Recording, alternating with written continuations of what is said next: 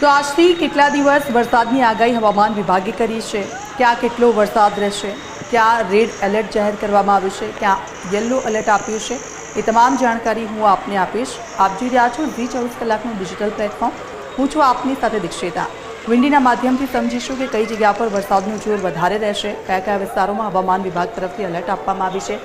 આપ જુઓ, બે સિસ્ટમ છે તે સક્રિય થઈ છે। એક તો સૌરાષ્ટ્રની તરફ આ સિસ્ટમ છે, આ સૌરાષ્ટ્ર બાજુ આ સિસ્ટમ સક્રિય થઈ છે અને તેની અસર સૌથી વધારે છે દ્વારકા છે, જામનગર છે, કચ્છનો જે વિસ્તાર છે, માંડવી છે, ગાંધીધામ છે, તે તરફ જોવા મળશે સૌથી વધારે। સાથે સાથે બીજી એક સિસ્ટમ હું આપને બતાવી દઉં કે જે દક્ષિણ ગુજરાત તરફ એક્ટિવેટ થઈ છે અને તેની સૌથી વધારે અસર ભરૂચ છે, સુરત છે, નવસારી છે, તાપી છે, વલસાડ છે, વ્યારા છે, ત્યાં જોવા મળશે। એટલે કે રેડ એલર્ટ આજે 7 જેટલા જિલ્લાઓ છે ત્યાં આપવામાં આવ્યું છે। વિસ્તૃતમાં આપણે સમજીશું કે કઈ કઈ જગ્યાઓ પર કઈ સિસ્ટમ એક્ટિવેટ થઈ છે ને તેના કારણે શું પરિસ્થિતિ થવાની છે। આપને ખબર જ હશે કે સૌરાષ્ટ્રમાં અત્યાર સુધી સૌથી સારો વરસાદ વરસી ગયો છે। મેઘ કહેર સૌરાષ્ટ્રમાં જોવા મળી રહ્યું છે। ઘણા બધા ગામો એવા છે કે જે સંપર્ક વિહોણા બની ગયા છે। તો દક્ષિણ ગુજરાતમાં પણ હવે જે સિસ્ટમ સક્રિય થઈ છે પરમ દિવસથી, અને એ સિસ્ટમને કારણે સુરત છે, આપ જુઓ સુરત છે, વલસાડ છે, વ્યારા છે, તાપી છે, આહવા છે, ભરૂચ છે, આમોદ છે, રાજપીપળા છે, આમોદ છે, નવાપુરા છે, આહવા છે, આજે તમામ વિસ્તારો કે જે મેં આપને બતાવ્યા એ તમામ જગ્યાઓ પર રેડ એલર્ટ આપવામાં આવ્યું છે। આજથી 7 દિવસ જે સિસ્ટમ એક્ટિવેટ થઈ છે તેની અસર જોવા મળશે અને આપ જુઓ આજે ગ્રીન વિસ્તાર જોવા મળી રહ્યો છે, ત્યાં રેડ એલર્ટ આપવામાં આવ્યું છે। એટલે દક્ષિણ ગુજરાત પર સૌથી વધારે જોર રહેવાનું છે અને આપણે જોયું હશે તે પ્રમાણે દક્ષિણ ગુજરાતમાં અત્યાર સુધીનો જે વરસાદ વરસ્યો છે તેના કારણે ઘણી બધી જગ્યાઓ છે કે જ્યાં પાણી ભરાઈ ગયા છે।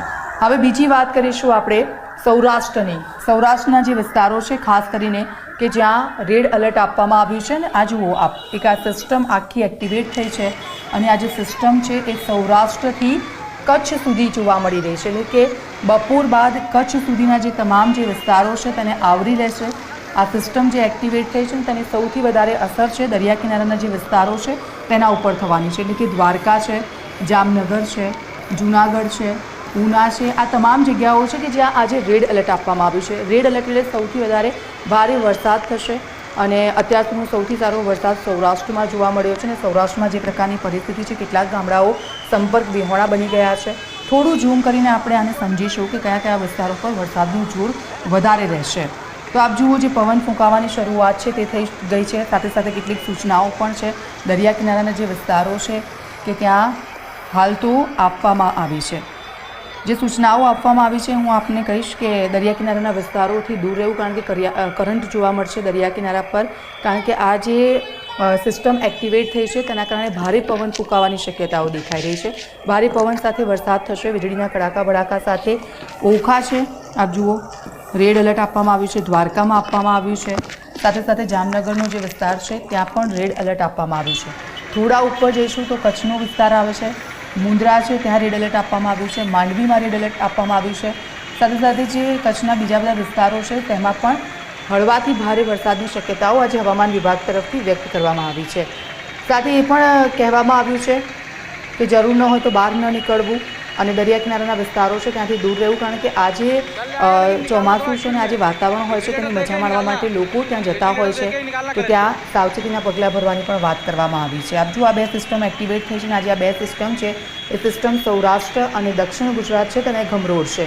સાથે સાથે મધ્ય ગુજરાતમાં હળવા વરસાદની આગાહી કરવામાં આવી છે। કોઈ સિસ્ટમ નથી જોવા મળતી, પરંતુ આપણે જોઈએ છીએ 2 વાગ્યા પછીનો સમયગાળો અહીંયાથી થોડા આગળ વધીએ છે, સિસ્ટમ થોડી ઉપરની તરફ આવી રહી છે। જુઓ, 8 વાગ્યાનો સમયગાળો મેં કર્યો છે, અમદાવાદ બાજુ આ સિસ્ટમની અસર છે એ થોડી જોવા મળી રહી છે। એટલે બપોર બાદ એટલે કે સાંજ પછી મધ્ય ગુજરાતમાં પણ વરસાદી માહોલ જોવા મળશે। મધ્ય ગુજરાતની સાથે સાથે ઉત્તર ગુજરાતમાં પણ વરસાદી માહોલ જોવા મળશે, કારણ કે આ સિસ્ટમ છે અને અત્યારે અમદાવાદમાં વરસાદ નથી। બપોર પછી જે વરસાદ જોવા મળ્યો હતો ત્યાર પછી વરસાદી માહોલ નથી, એટલે સાંજ પછી વરસાદનું આગમન થાય તેવી શક્યતાઓ અહીંયા જોવા મળી રહી છે। વાતાવરણમાં પણ પલટો આવ્યો છે અને અત્યારથી 2 વાગ્યે 1:30ની આસપાસ વરસાદ વરસ્યો અને ત્યારબાદ 8 વાગ્યા પછી જે સિસ્ટમ છે તેની અસર મધ્ય ગુજરાતમાં પણ જોવા મળશે।